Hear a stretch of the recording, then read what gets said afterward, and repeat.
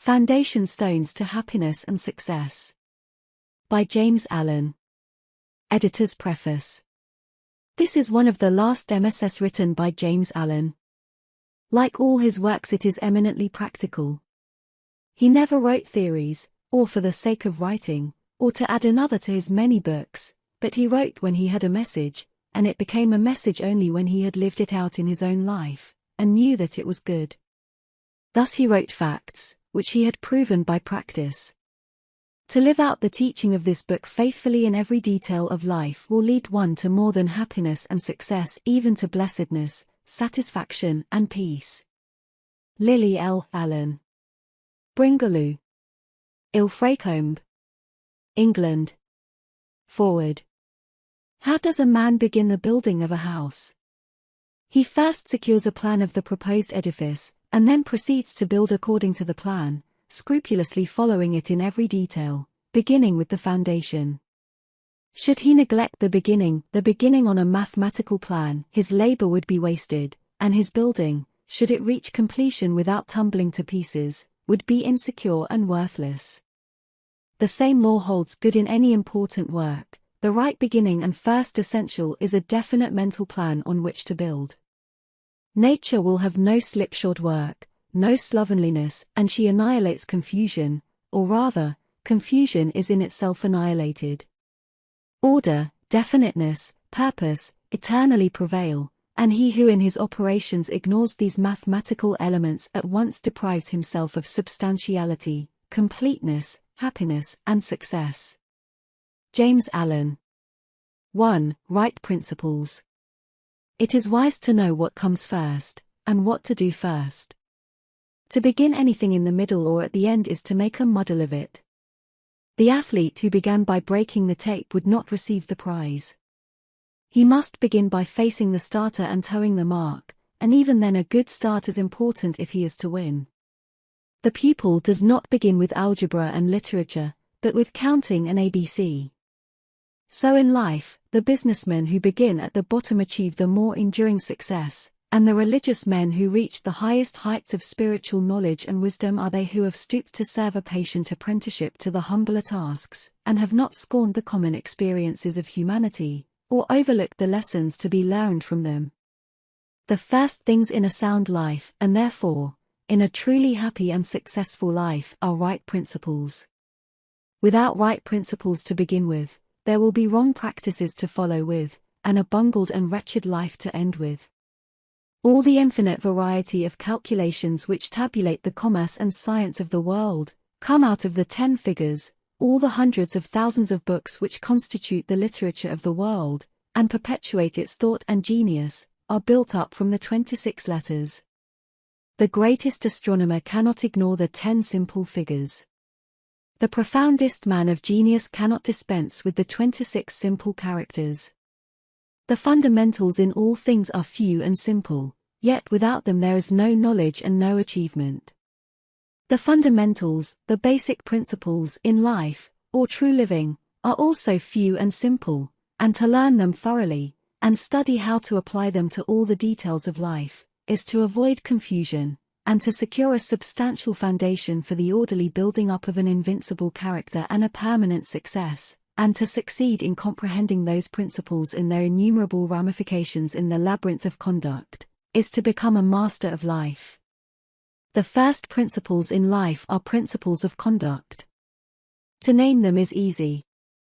As mere words they are on all men's lips, but as fixed sources of action, admitting of no compromise, few have learned them.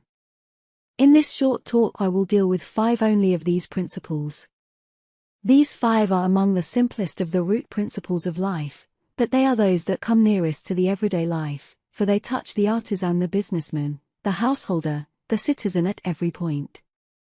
Not one of them can be dispensed with but at severe cost, and he who perfects himself in their application will rise superior to many of the troubles and failures of life, and will come into these springs and currents of thought which flow harmoniously towards the regions of enduring success. The first of these principles is duty, a much hackneyed word, I know, but it contains a rare jewel for him who will seek it by assiduous application. The principle of duty means strict adherence to one's own business, and just as strict non-interference in the business of others. The man who is continually instructing others, gratis, how to manage their affairs, is the one who most mismanages his own. Duty also means undivided attention to the matter in hand, intelligent concentration of the mind on the work to be done. It includes all that is meant by thoroughness, exactness, and efficiency. The details of duties differ with individuals, and each man should know his own duty better than he knows his neighbor's, and better than his neighbor knows his. But although the working details differ, the principle is always the same. Who has mastered the demands of duty? Honesty is the next principle. It means not cheating or overcharging another. It involves the absence of all trickery, lying, and deception by word, look, or gesture. It includes sincerity, the saying what you mean, and the meaning what you say. It scorns cringing policy and shining compliment. It builds up good reputations, and good reputations build up good businesses, and bright joy accompanies well-earned success. Who has scaled the heights of honesty? Economy is the third principle. The conservation of one's financial resources is merely the vestibule leading towards the more spacious chambers of true economy. It means, as well, the husbanding of one's physical vitality and mental resources. It demands the conservation of energy by the avoidance of enervating self-indulgences and sensual habits. It holds for its follower strength, endurance, vigilance, and capacity to achieve.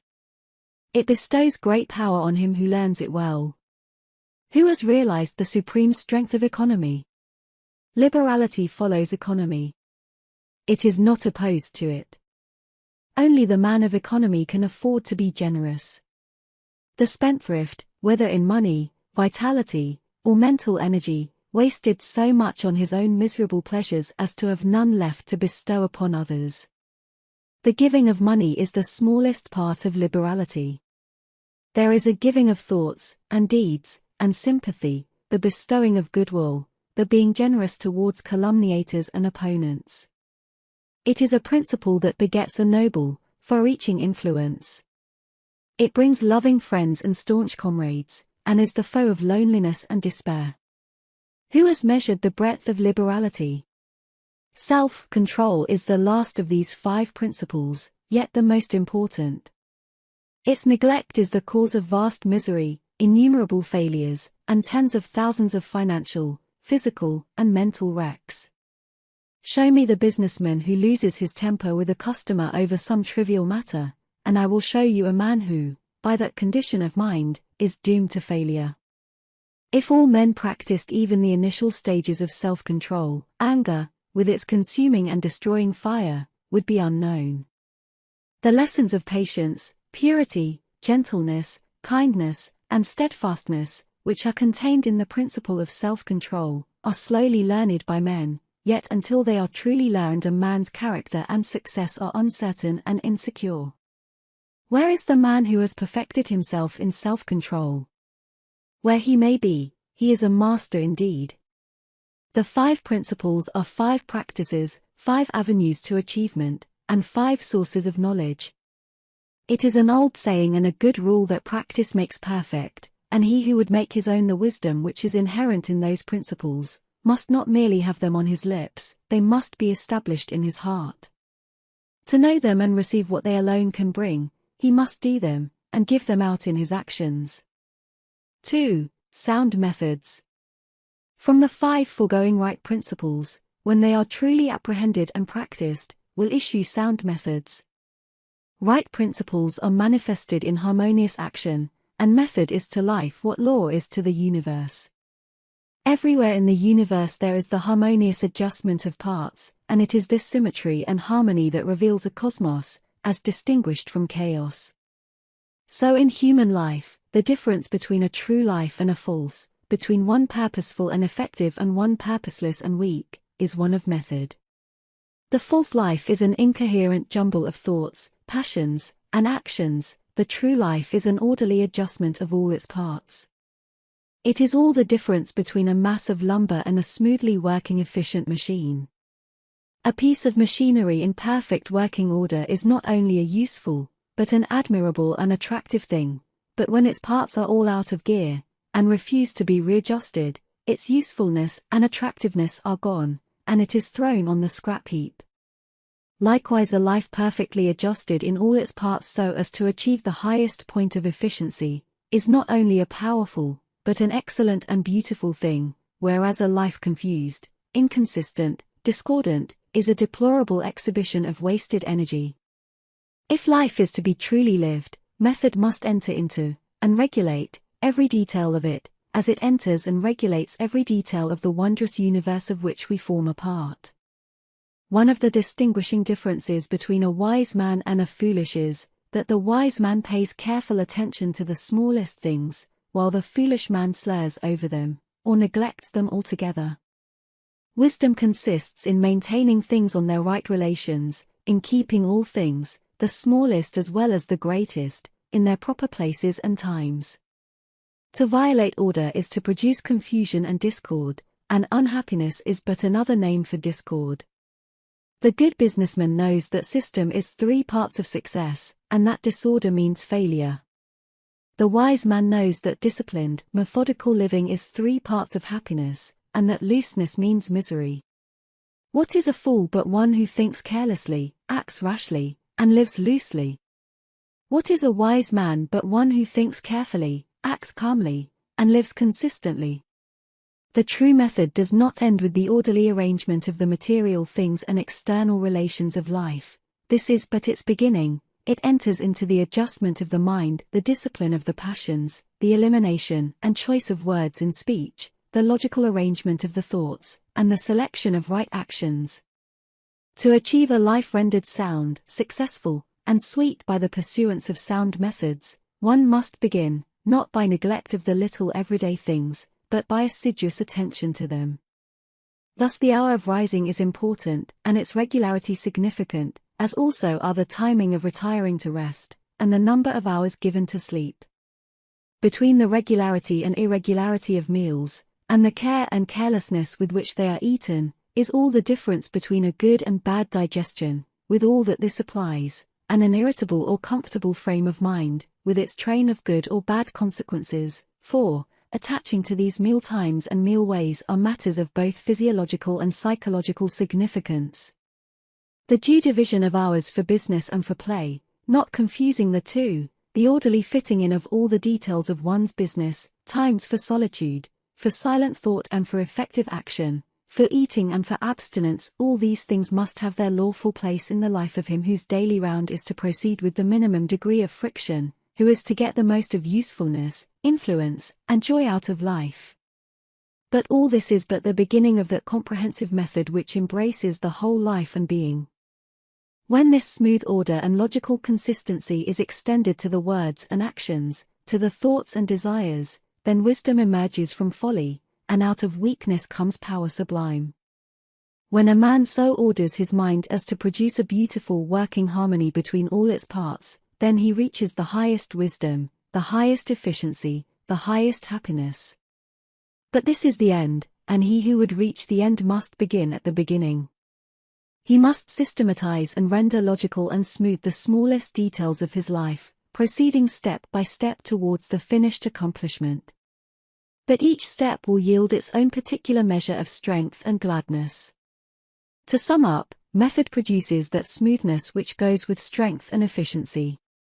Discipline is method applied to the mind.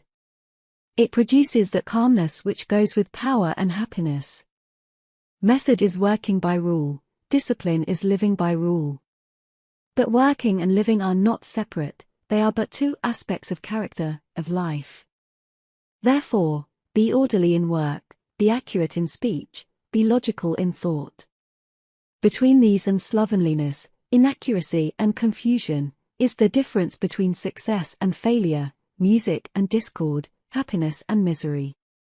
The adoption of sound methods of working, acting, thinking, in a word, of living, is the surest and safest foundation for sound health, sound success, sound peace of mind. The foundation of unsound methods will be found to be unstable, and to yield fear and unrest even while it appears to succeed, and when its time of failure comes, it is grievous indeed. 3. True actions.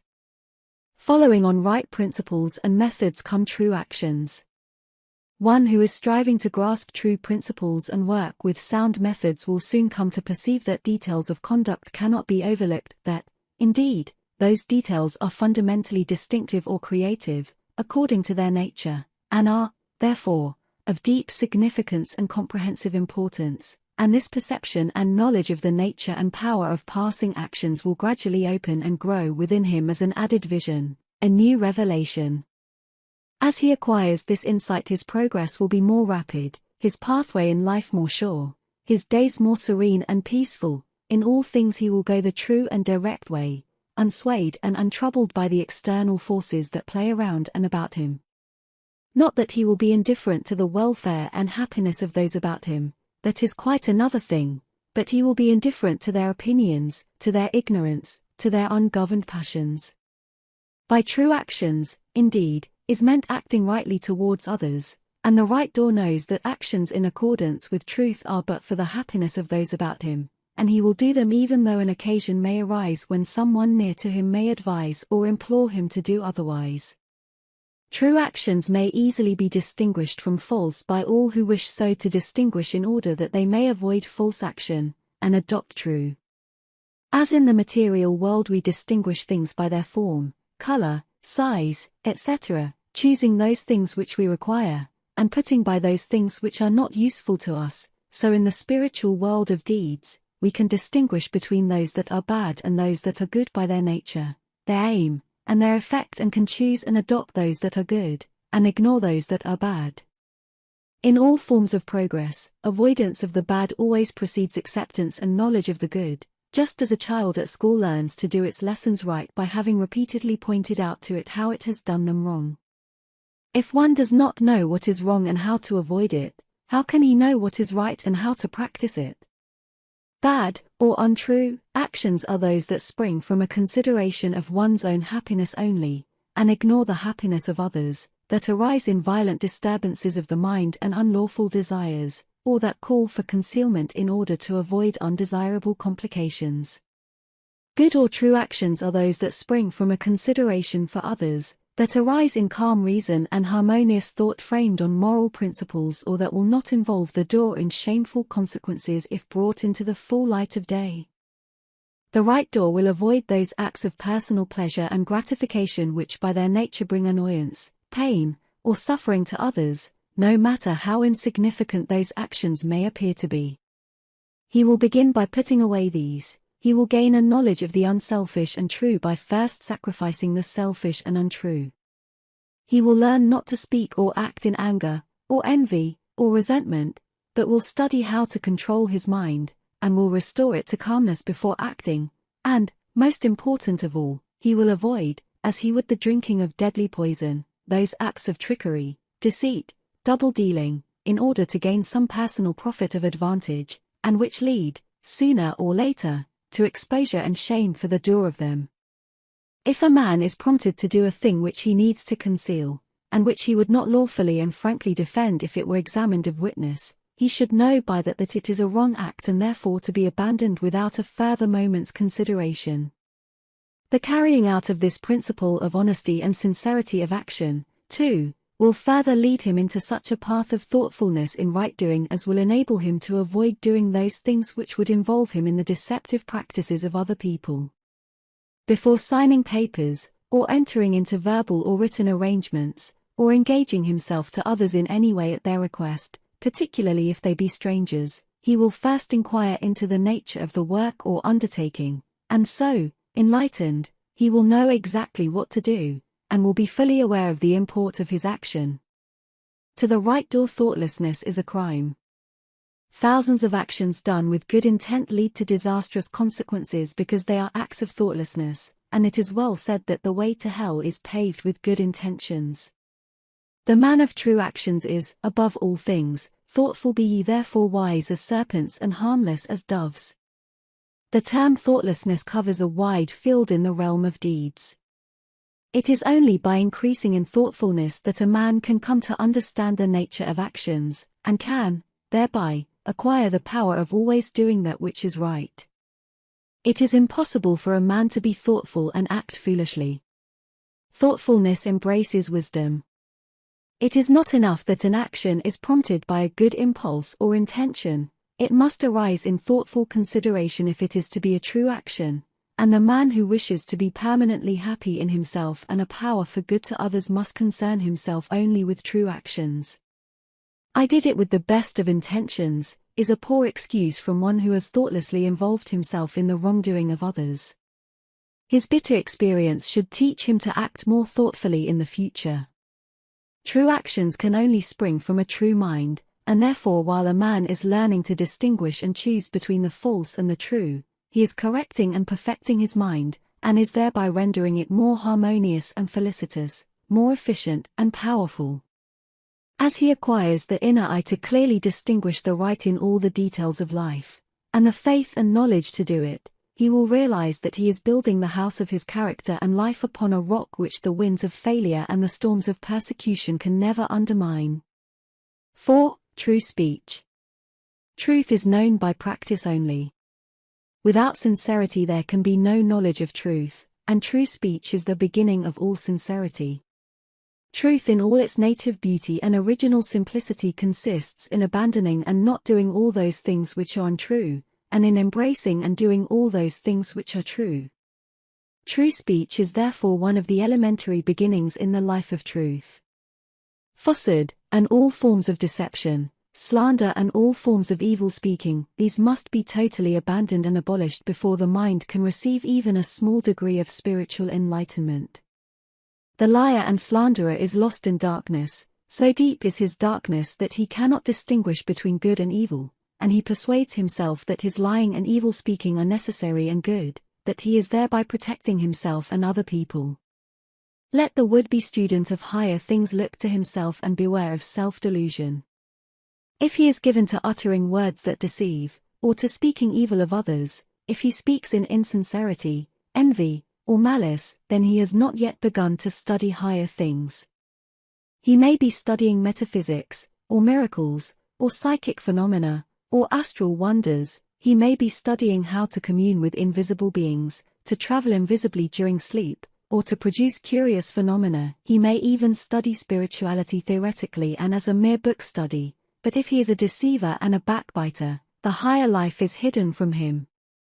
For the higher things are these: uprightness, sincerity, innocence, purity, kindness, gentleness, faithfulness, humility, patience, pity, sympathy, self-sacrifice, joy, goodwill, love, and he who would study them, know them, and make them his own, must practice them. There is no other way. Lying and evil speaking belong to the lowest forms of spiritual ignorance, and there can be no such thing as spiritual enlightenment while they are practiced.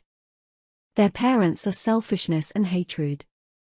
Slander is akin to lying, but it is even more subtle, as it is frequently associated with indignation, and by assuming more successfully the appearance of truth, it ensnares many who would not tell a deliberate falsehood.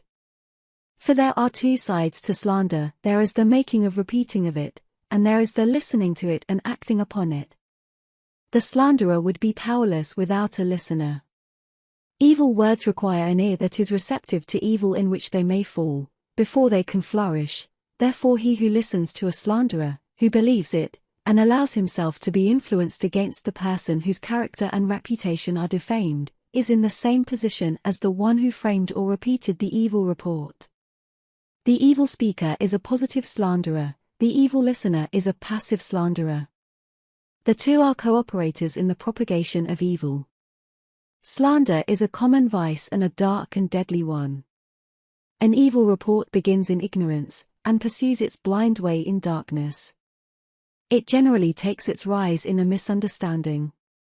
Someone feels that he or she has been badly treated, and, filled with indignation and resentment, unburdens himself to his friends and others in vehement language, exaggerating the enormity of the supposed offense on account of the feeling of injury by which he is possessed. He is listened to and sympathized with. The listeners, without hearing the other person's version of what has taken place, and on no other proof than the violent words of an angry man or woman, become cold in their attitude towards the ones spoken against, and repeat to others what they have been told, and as such repetition is always more or less inaccurate, a distorted and altogether untrue report is soon passing from mouth to mouth.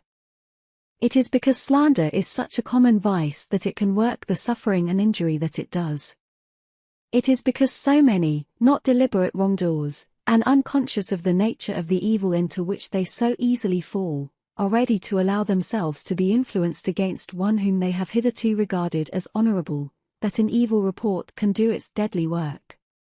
Yet its work is only amongst those who have not altogether acquired the virtue of true speech, the cause of which is a truth-loving mind. When one who has not entirely freed himself from repeating or believing an evil report about another, hears of an evil report about himself, his mind becomes aflame with burning resentment, his sleep is broken and his peace of mind is destroyed. He thinks the cause of all his suffering is in the other man and what that man has said about him, and is ignorant of the truth that the root and cause of his suffering lies in his own readiness to believe an evil report about another. The virtuous man, he who has attained to true speech, and whose mind is sealed against even the appearance of evil speaking, cannot be injured and disturbed about any evil reports concerning himself, and although his reputation may for a time be stained in the minds of those who are prone to suggestions of evil, his integrity remains untouched and his character unsoiled, for no one can be stained by the evil deeds of another, but only by his own wrongdoing. And so, through all misrepresentation, misunderstanding, and contumely, he is untroubled and unrevengeful, his sleep is undisturbed, and his mind remains in peace. True speech is the beginning of a pure, wise, and well-ordered life. If one would attain to purity of life, if he would lessen the evil and suffering of the world, let him abandon falsehood and slander in thought and word, let him avoid even the appearance of these things, for there are no lies and slanders so deadly as those which are half-truths, and let him not be a participant in evil speaking by listening to it. Let him also have compassion on the evil speaker, knowing how such a one is binding himself to suffering and unrest, for no liar can know the bliss of truth, no slanderer can enter the kingdom of peace.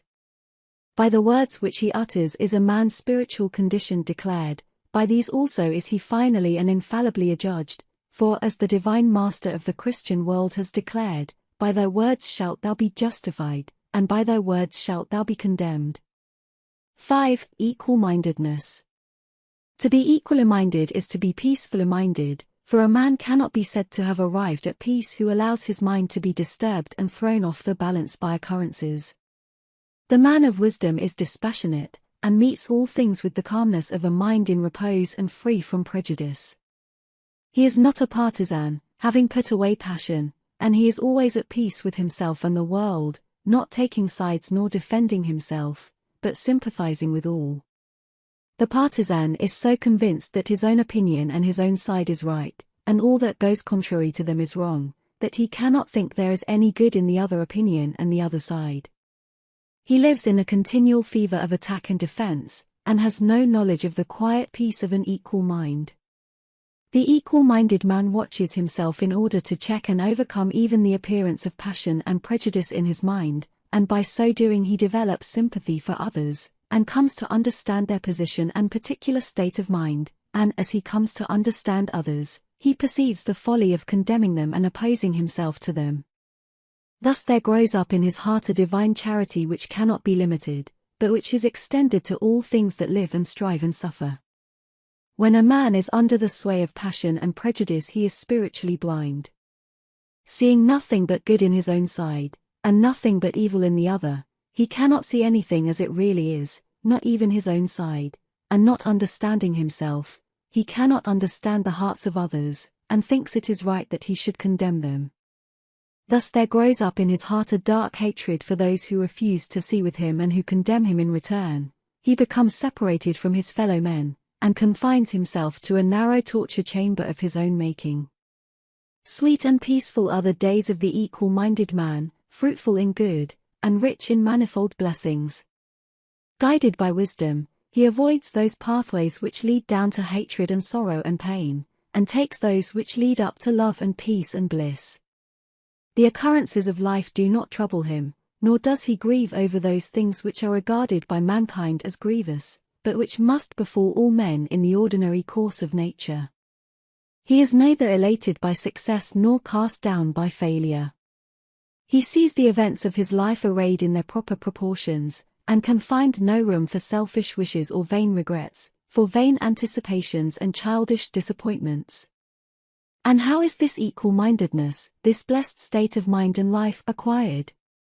Only by overcoming oneself, only by purifying one's own heart, for the purification of the heart leads to unbiased comprehension. Unbiased comprehension leads to equal-mindedness, and equal-mindedness leads to peace. The impure man is swept helplessly away on the waves of passion. The pure man guides himself into the harbor of rest. The fool says, "I have an opinion," the wise man goes about his business. 6. Good results. A considerable portion of the happenings of life comes to us without any direct choosing on our part, and such happenings are generally regarded as having no relation to our will or character, but as appearing fortuitously, as occurring without a cause. Thus one is spoken of as being lucky, and another unlucky, the inference being that each has received something which he never earned, never caused. Deeper thought, and a clearer insight into life convinces us, however, that nothing happens without a cause, and that cause and effect are always related in perfect adjustment and harmony. This being so, every happening directly affecting us is intimately related to our own will and character, is, indeed, an effect justly related to a cause having its seat in our consciousness. In a word, involuntary happenings of life are the results of our own thoughts and deeds. This, I admit, is not apparent on the surface, but what fundamental law, even in the physical universe, is so apparent? If thought, investigation, and experiment are necessary to the discovery of the principles which relate one material atom to another, even so are they imperative to the perception and understanding of the mode of action which relate one mental condition to another, and such modes, such laws, are known by the right door, by him who has acquired an understanding mind by the practice of true actions. We reap as we sow. Those things which come to us, though not by our own choosing, are by our causing. The drunkard did not choose the delirium tremens or insanity which overtook him, but he caused it by his own deeds. In this case the law is plain to all minds, but where it is not so plain, it is none the less true. Within ourselves is the deep-seated cause of all our sufferings, the spring of all our joys. Alter the inner world of thoughts, and the other world of events will cease to bring you sorrow. Make the heart pure, and to you all things will be pure, all occurrences happy and in true order. Within yourselves deliverance must be sought. Each man his prison makes. Each hath such lordship as the loftiest ones. Nay, for with powers above, around, below. As with all flesh and whatsoever lives. Act maketh joy or woe. Our life is good or bad, enslaved or free, according to its causation in our thoughts, for out of these thoughts spring all our deeds, and from these deeds come equitable results. We cannot seize good results violently, like a thief, and claim and enjoy them, but we can bring them to pass by setting in motion the causes within ourselves. Men strive for money, sigh for happiness, and would gladly possess wisdom, yet fail to secure these things, while they see others to whom these blessings appear to come unbidden. The reason is that they have generated causes which prevent the fulfillment of their wishes and efforts. Each life is a perfectly woven network of causes and effects, of efforts, or lack of efforts, and results, and good results can only be reached by initiating good efforts, good causes. The door of true actions, who pursues sound methods, grounded on right principles, will not need to strive and struggle for good results, they will be there as the effects of his righteous rule of life. He will reap the fruit of his own actions, and the reaping will be in gladness and peace. This truth of sowing and reaping in the moral sphere is a simple one, yet men are slow to understand and accept it. We have been told by a wise one that the children of darkness are wiser in their day than the children of light, and who would expect, in the material world, to reap and eat where he had not sown and planted? Or who would expect to reap wheat in the field where he had sown tares, and would fall to weeping and complaining if he did not. Yet this is just what men do in the spiritual field of mind and deed. They do evil, and expect to get from it good, and when the bitter harvesting comes in all its ripened fullness, they fall into despair, and bemoan the hardness and injustice of their lot, usually attributing it to the evil deeds of others, refusing even to admit the possibility of its cause being hidden in themselves, in their own thoughts and deeds. The children of light, those who are searching for the fundamental principles of right living, with a view to making themselves into wise and happy beings, must train themselves to observe this law of cause and effect in thought, word and deed, as implicitly and obediently as the gardener obeys the law of sowing and reaping. He does not even question the law, he recognizes and obeys it. When the wisdom which he instinctively practices in his garden, is practiced by men in the garden of their minds, when the law of the sowing of deeds is so fully recognized that it can no longer be doubted or questioned, then it will be just as faithfully followed by the sowing of those actions which will bring about a reaping of happiness and well-being for all. As the children of matter obey the laws of matter, so let the children of spirit obey the laws of spirit, for the law of matter and the law of spirit are one, they are but two aspects of one thing, the outworking of one principle in opposite directions. If we observe right principles, or causes, wrong effects cannot possibly accrue. If we pursue sound methods, no shoddy thread can find its way into the web of our life, no rotten brick enter into the building of our character to render it insecure, and if we do true actions, what but good results can come to pass, for to say that good causes can produce bad effects is to say that nettles can be reaped from a sowing of corn. He who orders his life along the moral lines thus briefly enunciated, will attain to such a state of insight and equilibrium as to render him permanently happy and perennially glad, all his efforts will be seasonally planted, all the issues of his life will be good, and though he may not become a millionaire, as indeed he will have no desire to become such, he will acquire the gift of peace, and true success will wait upon him as its commanding master.